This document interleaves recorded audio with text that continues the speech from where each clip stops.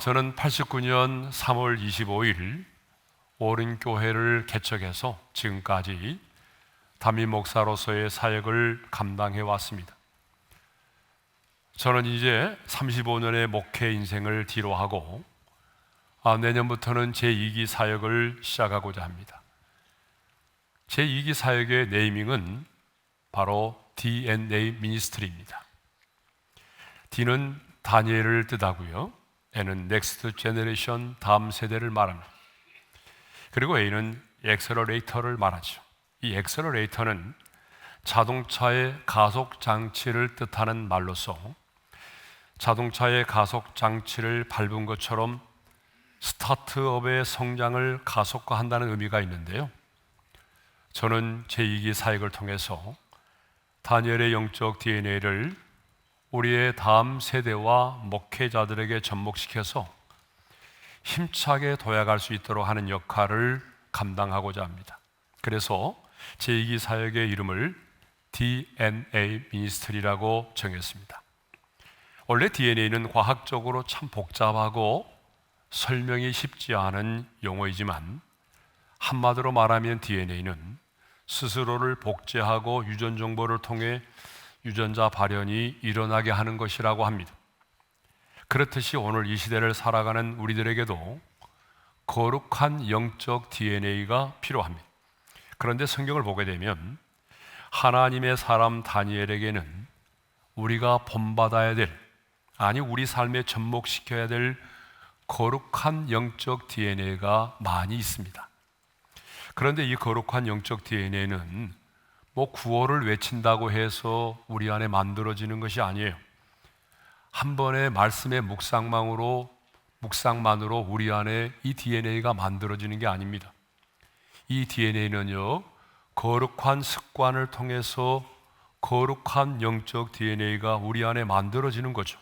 그래서 앞으로 다니엘이 가지고 있는 이 거룩한 영적 DNA에 대해서 생각해 보고자 합니다. 그러면 다니엘에게 있었던 그 첫 번째 DNA는 뭘까요? 그것은 바로 정체성입니다. 여러분, 영어로는 아이덴티티라고 말하죠. 그래서 컴퓨터를 사용할 때 우리가 ID라고 쓰지 않습니까? 사전을 찾아보게 되면 정체성이란 존재의 본질 또는 이를 규명하는 성질이라고 되어 있어요. 너무 어려워서 저도 무슨 말인지를 모르겠습니다.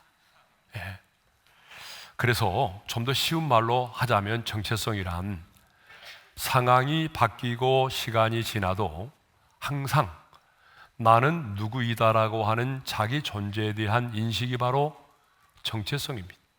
그러니까 나는 누구인가의 이 질문에 대한 답이 바로 뭐예요? 나의 정체성이다라고 하는 거죠. 그런데 나는 누구인가, 자신의 정체성을 알고 사는 것이 참 중요합니다. 그러니까 나는 누구지?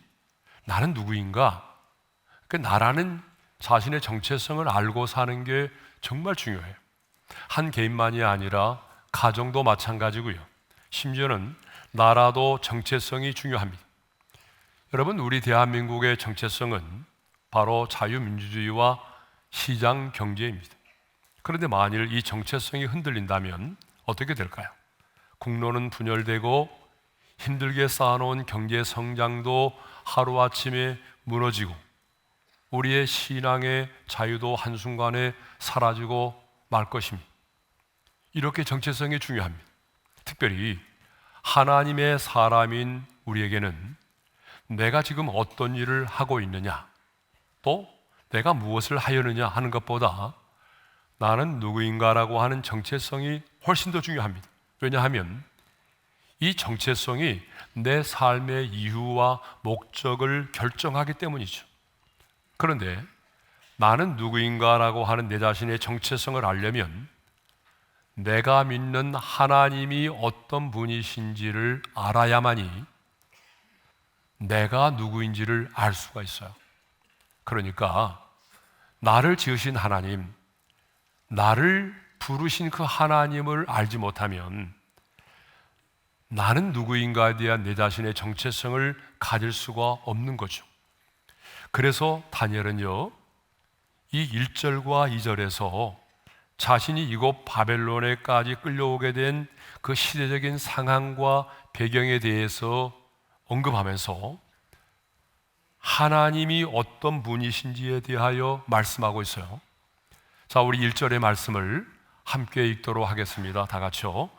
유다 왕 여호야김이 다스린 지 3년이 되는 해에 바벨론의 왕 느부갓네살이 예루살렘에 이르러 성을 에워쌌더니, 이 여호야김은요 유다의 왕입니다. 근데 그때의 선지자가 누구냐 그러면 예레미야였어요. 그때 그래서 예레미야 선지자는요 이렇게 외쳤습니다. 너희들이 죄를 버리고 회개하지 않으면 머지않아 바벨론에 의해서 멸망을 당하게 될 것이고 바벨론의 포로로 붙들려 갈 것이다 라고 외쳤어요.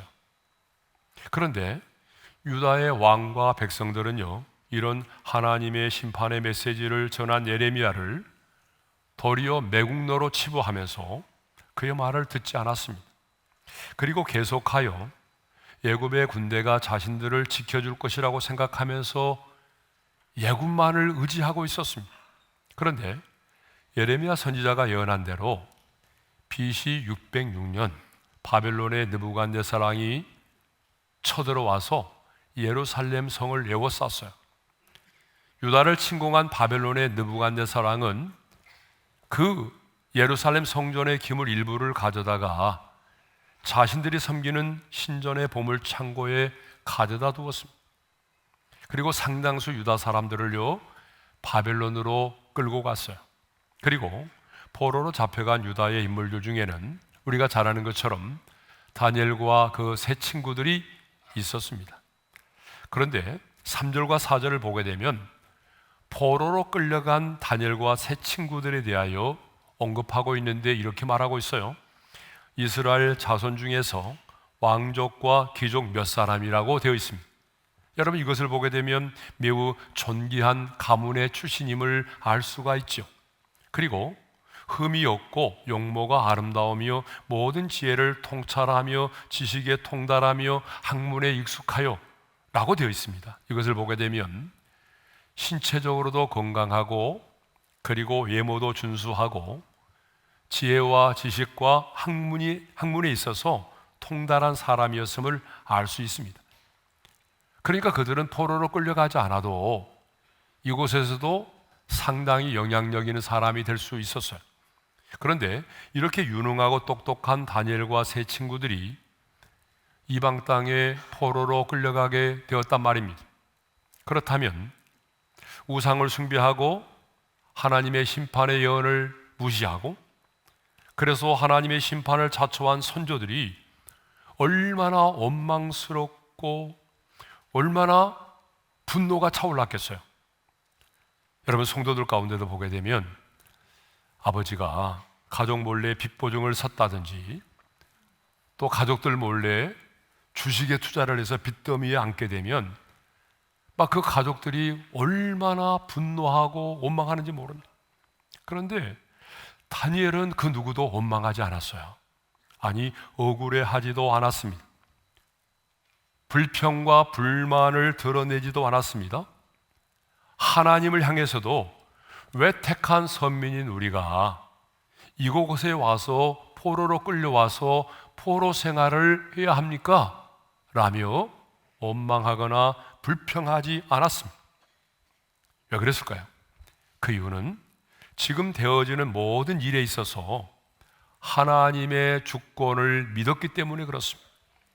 그래서 2절은요 주께서라는 말로 시작이 되고 있어요. 자, 우리 2절의 말씀을 읽겠습니다. 주께서 유다왕 여호야김과 하나님의 전 그릇 얼마를 그의 손에 넘기심에 그가 그것을 가지고 신할 땅 자기 신들의 신전에 가져다가 그 신들의 보물 창고에 두었더라. 그러니까 주께서 유다왕 여호야김과 하나님의 전의 그릇의 일부를 바벨론의 손에 넘겼다는 것입니다. 주께서 예레미야 선지자에게 주신 말씀대로 행하셨다는 거죠. 그러니까 다니엘은 자, 우리나라가 바벨론의 침략을 당하고 성전의 기구들이 바벨론 땅으로 옮겨가고 또 많은 사람들이 포로로 끌려가게 된 것은 이게 우연이 아니라는 거예요. 주께서 우리 민족을 징계하셨기 때문이라는 것입니다. 결코 바벨론의 군대가 강하였기 때문이 아니라는 거죠. 이 모든 것들이 우연이 아니라 하나님의 주권에 의해서 이루어졌다는 것입니다. 그러니까 이 모든 일들을 계획하시고 주관하시고 이루신 분이 바로 주님이시라는 것입니다. 그러니까 다니엘은요, 하나님이 역사의 주관자이심을 분명히 알고 있었습니다. 하나님이 역사의 주관자이시다. 사람들의 눈에는요, 거대한 제국이 무너지고 또 다른 나라가 세워지는 것이 힘의 논리에 의해서 이루어지는 것처럼 보였지만 다니엘은 그렇게 보지 않았어요. 예? 성경 66권 가운데 하나님의 주권을 가장 강조하고 드러내고 있는 책이 바로 다니엘서입니다. 그래서 다니엘서 모든 여러 곳에 보게 되면 정말 하나님의 주권이 강조되고 있어요. 대표적으로 2장만 살펴보겠습니다. 자, 2장을 보게 되면 느부갓네살 왕이 꿈에 한 큰 신상을 보았어요. 큰 신상을 보았단 말이에요. 근데 그 우상의 머리는 순금으로 되어 있는데 이것은 어느 시대를 말하는고 하면 바벨론 제국 시대를 말합니다. 그런데 가슴과 두 팔은요 은으로 되어 있어요. 그런데 이 바벨론 제국이 이 메데와 페르시아, 바사에 의해서 멸망을 당하게 되죠. 자, 그 다음에는요, 이 배와 넓적다리는 놋으로 되어 있는데 이것은 바로 그리스, 헬라를 말하는 것입니다. 예? 그러니까 메데와 페르시아가 그리스에 의해서 또 정복을 당하잖아요. 그 다음에 종아리는 뭘로 되어 있어요? 쇠로 되어 있어요. 그리고 두 발이잖아요. 동로마, 서로마. 로마를 말하는 것입니다. 그리고 발, 이 10개의 발가락은요 새와 진흙으로 되어 있어요. 이것은 열국을 말하는 것입니다. 그런데 손대지 아니한 돌이 나와서 그 큰 신상을 쳐서 부서뜨렸어요. 이것은 뭘 말하냐면 산돌이신 예수님께서 재림하셔서 그 예수 그리스도에 의해서 이 세상의 종말을 고하고 이 세상의 종말을 고하고 하나님의 심판을 받게 된다는 그런 의미입니다. 자, 여러분 이것을 보게 되면 다니엘은요 역사의 주관자가 누구예요? 하나님이심을 알았다는 거예요. 예? 거대한 제국이 무너지고 또 다른 나라가 세워지고 다시 오실 예수님에 의해서 세상이 심판을 받는다는 사실을 통해서 하나님만이 역사의 주관자이심을 믿었습니다. 여러분 그렇습니다. 하나님이 역사의 주관자이십니다. 예? 그런데 나라만이 아니라 한 개인의 인생에서 일어나는 일 역시 주님의 손에 달려있다라고 하는 사실을 믿었어요. 그래서 이 다니엘의 세 친구들은 금신상에게 절하지 않으므로 풀물불 속에 던짐을 받는 것도 두려워하지 않았고 주저하지 않았습니다. 다니엘 역시 사자굴 속에 던짐을 받는 것도 두려워하지 않고 주저하지 않았습니다. 도리어 그들은 이 일을 통해서 하나님이 살아 역사하시는 하나님이심을 드러냈습니다. 이렇게 다니엘은요 하나님이 역사의 주관자이시고 내 인생의 주권자이심을 믿었습니다. 한마디로 말하면 내 인생이 하나님의 손에 달려있다는 사실을 믿었다는 얘기죠. 저는 매일 아침 눈을 뜨면서 역대상 29장 11절과 12절의 말씀을 암송합니다. 여호와여 이디하심과 권능과 영광과 위엄이 승리와 위엄이 다 주께 속하였사오니 천지에 있는 것이 다 주의 것이로소이다. 부하기가 주께로 말미암고 또 주는 만물의 주제가 되사 손의 권세와 능력이 있사오니 모든 사람을 크게 하심과 강하게 하심이 주의 손에 있나이다. 그런데 다니엘은요 이 말씀처럼 권능과 영광과 승리와 위엄이 바로 다 주께 속하여 있다는 사실을 믿었습니다. 모든 사람을 크게 하심과 강하게 하심이 주의 손에 있음을 믿었습니다. 여러분, 이렇게 하나님의 절대적인 주권을 믿는 믿음이 있었기 때문에 그는 흔들리지 않았고 자신의 정체성을 지킬 수가 있었던 것입니다. 바벨론의 왕은요, 각 나라에서 포로로 잡아온 자들 가운데서 장차 지도자가 될 만한 사람들을 선발해서 그 바벨론의 왕실에서 특별 교육을 받게 했습니다. 그렇게 하는 이유는 그들을 자원으로 활용해서 자신의 통치를 공고히 하기 위함이었습니다. 그런데 그렇게 하려면 가장 먼저 뭘 해야 되겠어요? 가장 먼저 그들이 가지고 있는 정체성을 빼앗아야 되죠. 정체성을 상실하게 해야 돼요. 예? 그리고 그들을 바벨론화 해야 됩니다. 그래서 나는 하나님의 사람이라고 하는 그 정체성을 무너뜨리기 위해서 자신들이 섬기는 신에게 먼저 바쳐진 다음에 왕이 먹게 되는 그 진미와 포도주를 3년 동안 먹고 마시게 하려고 했던 거죠. 바벨론의 새로운 학문과 철학과 바벨론의 언어를 가르쳤어요. 그리고 하나님의 사람으로서의 이 정체성을 무너뜨리기 위해서 이름마저 바꿔버렸어요. 자, 7절의 말씀을 읽겠습니다. 다 같이요. 한 관장이 그들의 이름을 고쳐 다니엘은 벨드사살이라 하고 하나냐는 사드락이라 하고 미사엘은 메삭이라 하고 아사라는 아벳느고라 하였더니, 그러니까 다니엘이라고 하는 원래 이름의 뜻이 뭐냐 그러면 하나님은 나의 심판자다, 그런 뜻이에요. 그런데 어떻게 바꿨어요? 벨드사살이라는 이름으로 바꿨어요. 이 말의 뜻이 뭐냐 그러면 벨이여 그의 생명을 보호하소서라는 말이에요.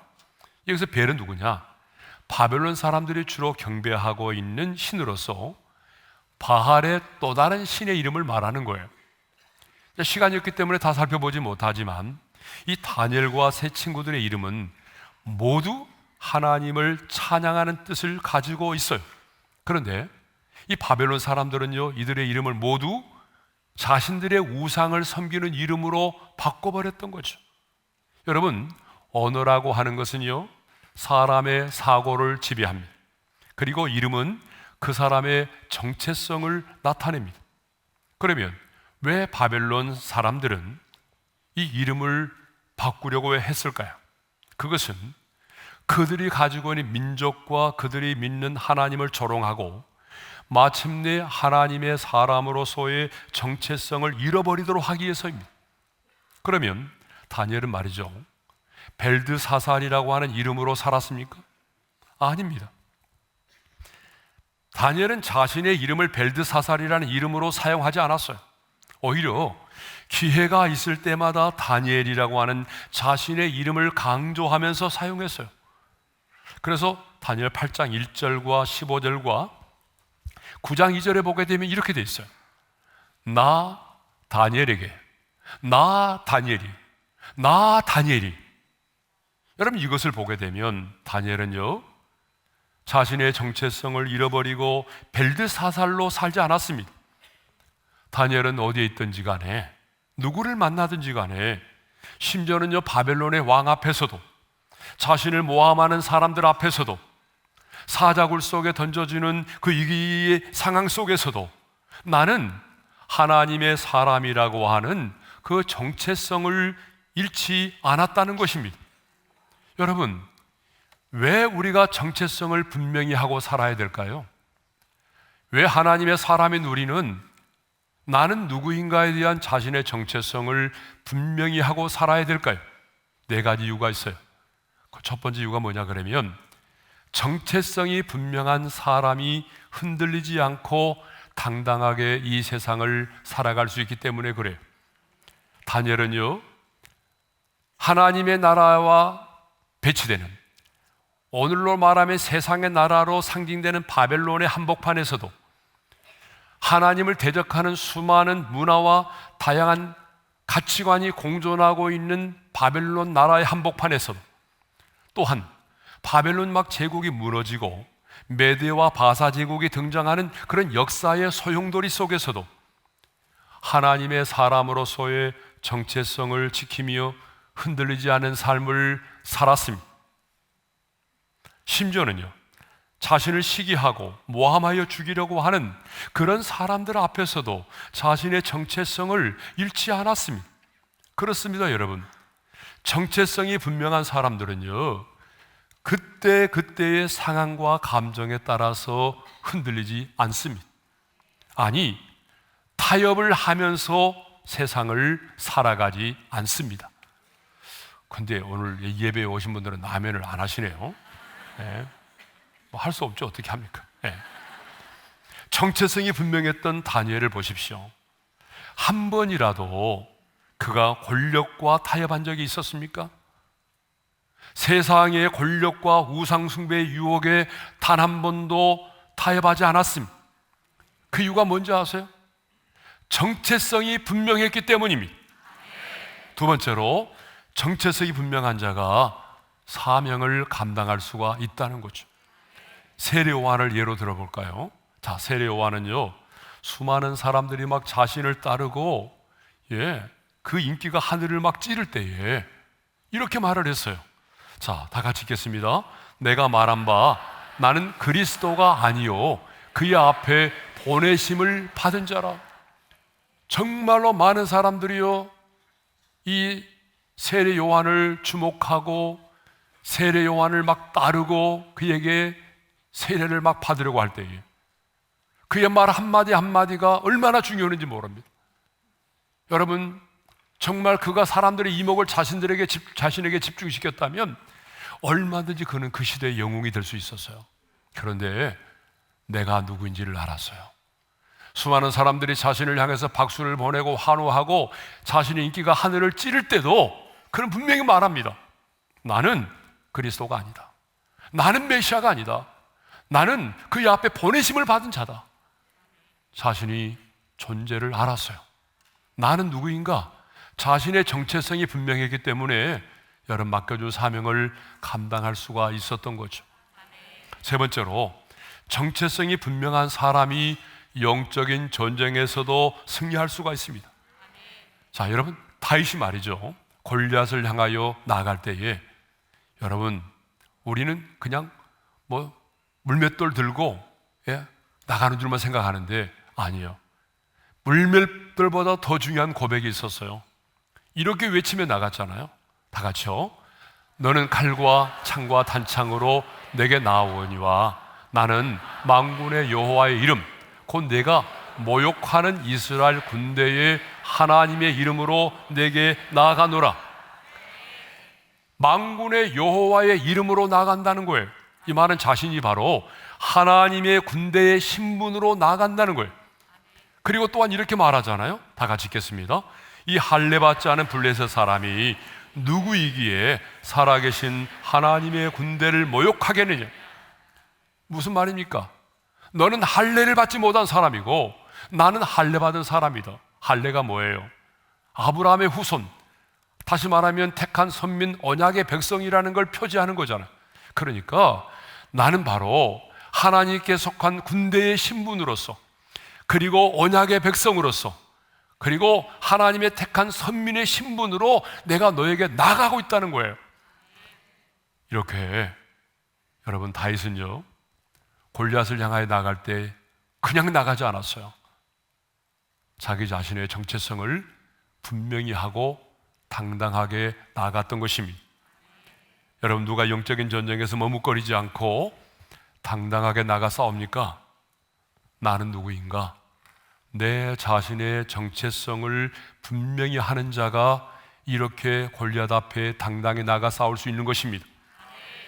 자, 네 번째로는요, 정체성이 분명한 자가 하나님의 얼굴을 구할 수 있다. 다시 말하면 나는 누구인가? 자신의 정체성이 분명한 자라야 하나님 앞에 기도의 무릎을 꿇을 수 있다라고 하는 얘기죠. 자, 역대하 7장 14절의 말씀을 읽겠습니다. 내 이름으로 일컫는 내 백성이 그들의 악한 길에서 떠나 스스로 낮추고 기도하여 내 얼굴을 찾으면, 자, 거기 보게 되면 누가 담대히 하나님의 보좌 앞에 나가서 하나님의 얼굴을 구할 수 있습니까? 내 이름으로 일컫는 내 백성이라고 말하죠. 여러분, 예수님께서도 우리에게 주기도문을 가르쳐 주셨는데, 너희는 이렇게 기도하라. 하늘에 계신 우리 아버지요. 그러니까 기도는 여러분 아무나 하는 게 아닙니다. 여러분, 기도는 아저씨에게 하는 게 아니잖아요. 그렇죠? 지나가는 아저씨에게 붙들고 기도하는 겁니까? 아니에요. 기도는 하나님의 자녀된 자가, 하나님의 백성이 아빠, 아버지에게, 우리의 왕 되신 주님께 하는 것입니다. 그러므로 내가 누구인가 라고 하는 정체성이 분명한 자가 사탄의 참소를 이겨내고 당당하게 하나님의 얼굴을 구하며 나갈 수가 있는 것입니다. 성경을 보게 되면 저와 여러분의 정체성에 대해서 아주 여러 곳에서 말씀하고 있어요. 대표적으로 보게 되면, 자, 요한복음 1장 12절에 보게 되면 뭐라고 말하죠? 하나님의 자녀라고 말하죠. 그리고 또 요한복음 8장 47절에 보게 되면 뭐라고 말하죠? 하나님께 속한 자라고 말하죠. 예? 또 디모데전서 6장 11절에 보게 되면 너 오직도 하나님의 사람아 라고 말하죠. 고린도후서 5장 20절에는 뭐라고 말해요? 그리스도의 대사. 예, 같이 좀 해봐요. 고린도후서 5장 20절에 뭐라고 한다고요? 그리스도의 대사. 예, 왜냐하면 입이 열려야 돼요. 예, 예. 그리스도의 대사라고 말하죠. 성경 여러 곳에 보게 되면 또 우리를 예수 그리스도의 신부라고 말하기도 하고, 우리 자신의 정체성에 대해서 아주 다양하게 말하고 있습니다. 그렇습니다. 우리는 이 세상에 지금 발을 딛고 수많은 죄의 충동과 유혹 속에서 살아가고 있습니다. 하지만 그럼에도 불구하고 우리는 하나님의 자녀이고 하나님께 속한 사람이고, 그리고 그리스도를 대신하여 이 세상에 보냄을 받은 그리스도의 대사로 살아가고 있는 것입니다. 그러니까 이 바벨론과 같은 세상의 한복판에서 우리는 지금 이 땅에 속한 자가 아닌 하늘에 속한 자, 하나님의 사람, 그리스도의 대사로 살아가고 있는 것입니다. 그러므로 여러분, 인생이 힘들고 어려울 때에, 또 내 힘으로는 감당할 수 없는 어떤 죄의 충동과 유혹이 내게 몰려올 때에, 그때 여러분 어떻게 하셔야 되냐 그러면 잠깐 눈을 지그시 감고 나는 누구지? 나는 누구인가를 생각해 봐야 돼. 죄의 충동과 유혹이 몰려올 때, 너무나 인생이 힘들고 어려울 때에 나는 누구지? 나는 하나님의 사람이지. 나는 이 땅에 속한 사람이 아니야. 나는 하늘에 속한 자. 주님이 나를 보내신 그리스도의 대사야. 나는 누구인가를 생각해 봐야 돼. 여러분, 또 살다 보게 되면 진짜 분노가 치밀어 오를 때가 있어요. 화가 나고, 그래서 어떤 때는 진짜 찾아가서 복수하고 싶고, 심지어는 죽이고 싶은 그런 감정이 끌어오를 때도 있어요, 없어요? 여러분들 하도 입을 열지 않으니까 제가 이렇게 물어보는 거예요. 여러분, 있어요, 없어요? 있어요. 이럴 때 어떻게 해야 되죠? 잠깐만 하면서 나는 누구지? 나는 누구인가를 생각해 봐야 돼. 그때도 나는 누구지? 영적 전쟁을 할 때도 무턱대고 뛰어나가면 안 돼요. 나는 누구지? 나는 그리스도의 군사지. 하나님은 나의 만군의 하나님이시고, 그래, 이 전쟁은 이미 승패가 끝난 전쟁이야. 여러분, 이렇게 내가 누구인가라고 하는 정체성을 분명히 하고 이후에 말씀의 물맷돌을 들고 나가야 되는 것입니다. 근데 이런 것도 없이 나가면 다쳐요. 예? 기도에 무릎을 꿇을 때도 마찬가지입니다. 여러분, 기도라고 하는 게 가장 큰 영적인 전쟁인데, 기도의 무릎을 딱 꿇으려고 하면 성령님의 임재보다 더 강한 임재가 하나 있어요. 악한 영이 임재를 빨리 해요. 그래서 우리로 하여금 여러 가지 잡념을 심어주고 우리의 죄를 참소하면서 기도의 무릎을 꿇지 못하도록 만들어요. 그러니까 그때도 기도를 시작하기 전에 내가 누구인가를 생각해 봐야 돼. 그래, 내가 여전히 부족하고 쓰러지고 넘어지고 있지만 그래, 내 신부는 하나님의 사람이야. 나는 여전히 하나님의 아들이야. 여전히 하나님은 나를 사랑하셔. 하나님은 나의 아버지야. 이렇게 아버지와 아들의 관계를 확립하고 나는 누구인가라고 하는 정체성을 가지고 당당하게 기도의 무릎을 꿇어야 여러분, 사탄의 참소를 이겨내고 은혜의 보좌 앞에 나아갈 수가 있는 것입니다. 그러니까 기도도 먼저 시작하는 게 중요한 게 아니라 내 자신의 정체성을 분명히 하는 게 중요한 거예요. 물론 우리가 하나님께 속한 하나님의 사람이라고 하는 정체성을 가지고 살아간다고 해서 꽃길만 있는 게 아닙니다. 사람들이 나를 다 인정해 주는 게 아니에요. 도리어 이 세상에 속한 자들로부터 우리는 미움을 받을 수가 있어요. 그래서 예수님께서도 요한복음 15장 19절에서 이런 말씀을 하셨잖아요. 다 같이요. 너희는 세상에 속한 자가 아니요 도리어 내가 너희를 세상에서 택하였기 때문에 세상이 너희를 미워하느니라. 예. 너희가 이 땅에 살면서 이 세상에 속한 자가 아니라 그리스도 예수에게 속한 자가 되었기 때문에 세상이 너희를 미워한다는 거예요. 예? 여러분, 그렇습니다. 우리가 하나님께 속한 사람으로서의 정체성을 분명히 하고 살아가게 되면 심지어는요, 믿지 않은 세상에 속한 사람들로부터 조롱을 받을 수도 있어요. 시대에 뒤떨어진 사람이라고 그렇게 취급을 받을 수도 있어요. 그런데 세상 사람들에게만 그런 비난과 조롱을 받는 게 아닙니다. 같은 신앙을 가진 물탄 그리스도인, 저는 이런 사람을 물탄 그리스도인이라고 말합니다. 이 물탄 그리스도인들에 의해서 너무 고지식한 사람이라고 비난을 받을 수도 있어요. 나도 교회 다니 임마. 너는 왜 그래 근데? 세상은 그렇게 사는 게 아니야. 이렇게 말하면서 오히려 물탄 그리스도인들로부터 비난을 받을 수도 있어요.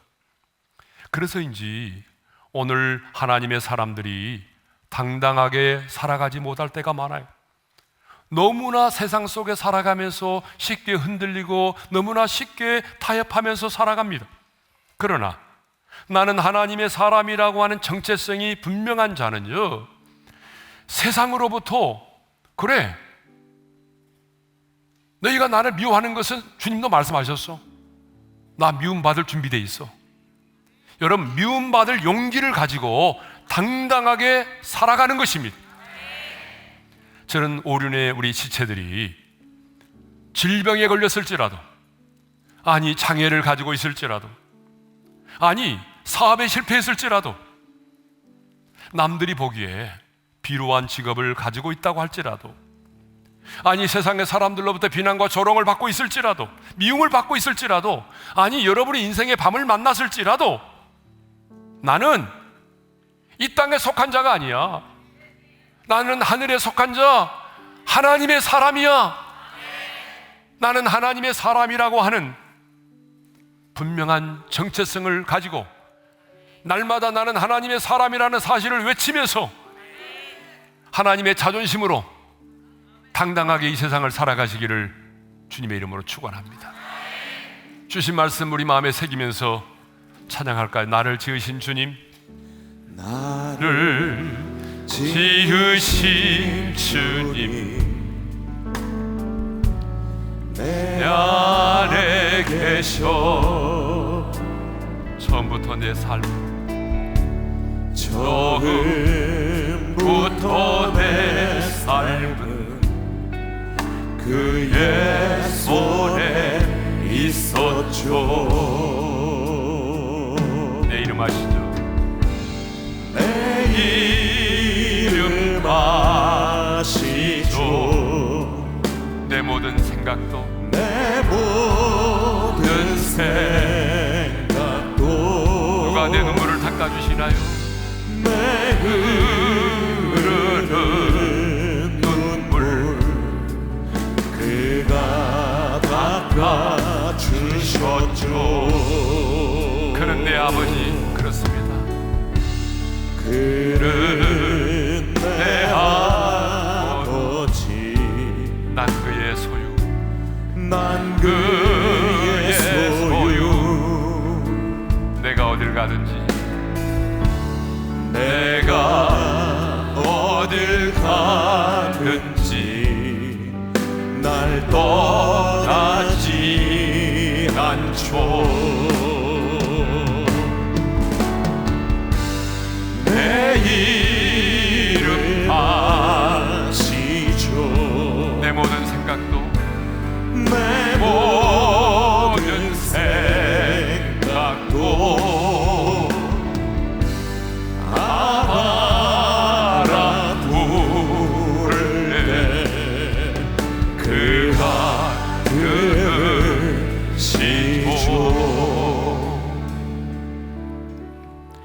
자, 우리 한번 눈을 감고 주신 말씀 마음에 새기면서 기도합시다. 다니엘은 정말 너무나 억울하고 분해서 원망할 수 있었어요. 그런데 누구도 원망하지 않았어요. 왜? 하나님의 주권을 믿었기 때문에. 다니엘은 이 세상을 상징하는 그 바벨론의 한복판에서 하나님을 대적하는 수많은 그런 문화와 하나님을 대적하는 그런 가치관이 공존하고 있는 그 바벨론의 한복판에서도, 역사의 소용돌이 속에서도 흔들리지 않고 당당하게 살았어요. 왜? 내가 누구인지를 알았기 때문이죠. 그렇습니다. 나는 누구인가? 내가 누구지? 내 자신의 정체성을 분명히 하는 자는 흔들리지 않습니다. 타협하지 않아요. 인생의 밤이 와도 풍랑이 와도 원망하지 않아요. 내 자신의 정체성이 분명한 사람은 영적인 전쟁을 할 때도 흔들리지 않습니다. 나는 누구인가? 여러분, 기도의 무릎을 꿇기 전에도 나는 누구인가 생각해 보셔야 돼요. 언제나 분노가 치밀어 오고 화가 나고 복수하고 싶을 때도, 그래, 내가 누구지? 그래, 나는 하나님의 사람이지. 저도 그럴 때가 있어요. 그래, 내가 목사지. 목사가 이러면 되겠나? 이런 생각을 할 때가 있어요. 여러분, 언제나 나는 누구인가를 먼저 생각하셔. 그러면 우리는 미움을 받을지라도 미움을 감당할 수 있는 용기가 생기는 것이고, 하나님이 우리 인생을 책임져 주시는 겁니다. 주여, 내 자신의 정체성을 분명히 하고 당당하게 하나님의 자존심으로 살아가게 도와주십시오. 주여, 한번 부르고 기도하겠습니다. 주여! 할렐루야. 우리 아버지 하나님, 다니엘이 바벨론의 한복판에서도 하나님을 대적하는, 그래서 자신의 정체성을 흔들어 놓으려고 하는 그 다니엘은 바벨론의 한복판 속에서도 나는 누구인가, 하나님의 사람이라고 하는 정체성이 흔들리지 않았습니다. 자신의 정체성을 분명히 했습니다. 주여, 오늘 우리도 수많은 죄의 충동과 유혹이 있는 이 세상 속에서, 죄악이 관영한 이 세상 속에서 살아가지만, 나는 누구인가, 나는 누구인가, 나는 누구인가, 내 자신의 존재를 생각하며 내 자신의 정체성을 분명히 하기를 원합니다. 인생이 힘들고 어려울 때, 수많은 죄의 충동과 유혹이 몰려올 때, 분노가 치밀어 오르고 죽이고 싶은 감정이 들 때도, 영적인 전쟁을 치를 때도, 기도의 무릎을 꿇을 때도, 나는 누구인가, 내 자신의 정체성을 분명히 하고, 그래서 하나님의 사람으로서 하나님의 당당하게 하나님의 자존심으로 이겨내고, 당당하게 흔들리지 않고 타협하지 않고 하나님의 사람으로 살아갈 수 있는 하나님의 사람들이 되게 하여 주옵소서. 하나님 아버지, 다니엘이 바벨론의 한복판에서도 흔들리지 않고 나는 하나님의 사람이라고 하는 분명한 정체성을 가지고 당당하게 살았던 것처럼, 오늘 우리도 이 바벨론과 같은 이 세상 속에서 수많은 죄의 충동과 유혹이 몰려올 때도, 아니 화가 치밀어 오르고 분노하고 싶고 죽이고 싶은 그런 감정이 들 때도, 나는 누구인가, 내 자신의 존재를 먼저 생각해보고 영적인 전쟁을 치를 때도 먼저 나가 싸우기 전에 내가 누구인가를 생각해 보게 하시고, 기도에 무릎을 꿇을 때도 먼저 구하기 전에 하나님은 나의 아빠고 나는 그 아들이라고 하는 하나님과 나와의 관계를 점검하고 그 정체성을 가지고 당당히 하나님 얼굴을 구하며 영적인 전쟁의 선봉에 설 수 있는 하나님의 사람이 되기를 원합니다. 인생이 힘들고 어렵고 질병의 고통 가운데 있고 인생의 밤을 만났을지라도 사랑하는 우리 오륜의 성도들 한 사람도 흔들리지 않도록 도와주시고 낙오하지 않도록 도와주시고, 나는 하나님께 속한 하나님의 사람이라고 하는 분명한 정체성을 힘차게 외치면서 당당하게 하나님의 자존심으로 살아가게 하여 주옵소서. 이제는 우리 주 예수 그리스도의 은혜와 하나님 아버지의 영원한 그 사랑하심과 성령님의 감동, 감화, 교통, 인도 충만하심, 나는 하나님의 사람이라고 하는 분명한 정체성을 가지고 누구를 만나든지 어떤 상황 가운데 있든지 당당하게 외치며 흔들리지 않고 타협하지 않고 하나님의 자존심으로 살기를 소망하는 모든 성도들 위해 이제로부터 영원토록 함께 하시기를 축원하옵나이다. 아멘.